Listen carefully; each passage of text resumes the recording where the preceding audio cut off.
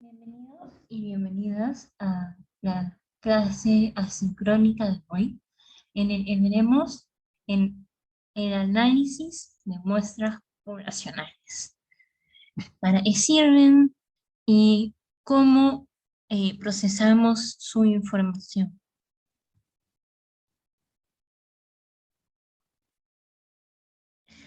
¿Para qué sirven los muestreos? Primero iniciamos explicando para qué sirven los muestreos poblacionales.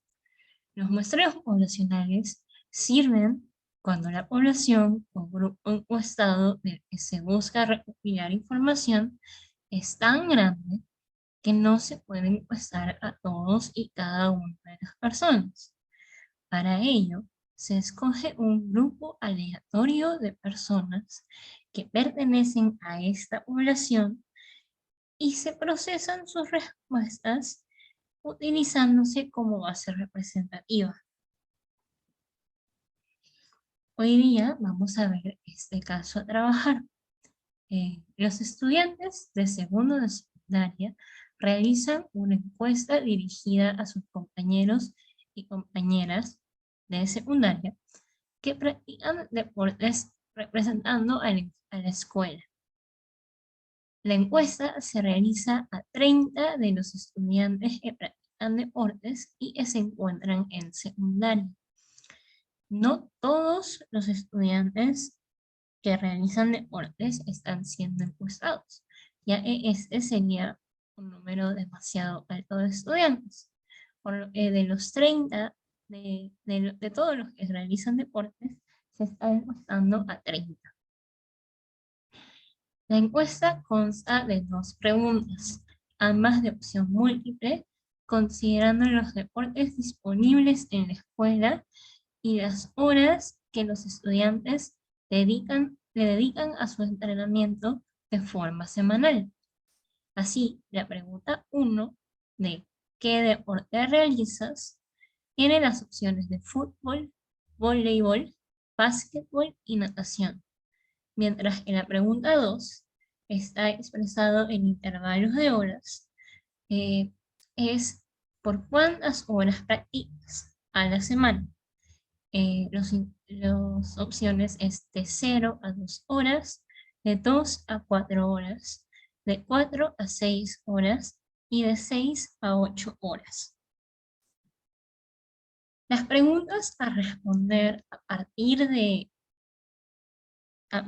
los resultados que nos brinde la encuesta serán: ¿cuál de los deportes tiene mayor participación por parte de los estudiantes?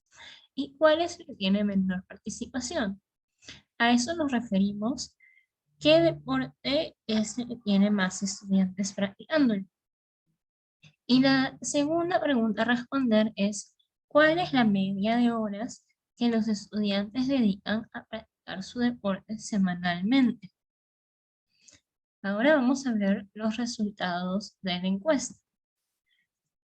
Eh, Aquí podemos ver que para la pregunta 1, la opción de fútbol está representada con F, la opción de voleibol está expresada con B chica, la opción de básquetbol está expresada con B grande y la opción de natación está representada con N. Eh, y para los intervalos de horas se han representado de forma numérica. En el intervalo de 0 a 2 horas está representado por 1, de 2 a 4 horas por 2, de 4 a 6 horas por 3 y de 6 a 8 horas por 4. Aquí la información la tenemos de manera desorganizada, por lo que antes de poder responder a las preguntas, vamos a tener que ordenarlo, contar cuántos estudiantes realizan cada deporte y cuáles son, qué cantidad de estudiantes pertenecen a cada intervalo de práctica de horas semanales. Eso lo podemos hacer representar en una tabla, como estas, en donde tenemos la tabla que responde a la primera pregunta, en donde ya hemos contado que básquetbol son 3 estudiantes, voleibol son 9 estudiantes, fútbol son 13 estudiantes y natación son 5 estudiantes. Mientras que para la práctica de horas semanales, el intervalo 1, que es de 0 a 2 horas, cuenta con una cantidad de 7 estudiantes. El intervalo 2, que es de 2 a 4 horas, cuenta con una cantidad de 9 estudiantes. El intervalo 3, que es de 4 a 6 horas, cuenta con una cantidad de 11 estudiantes. Y el cuarto intervalo, el último intervalo, de 6 a 8 horas semanales, cuenta con 3 estudiantes.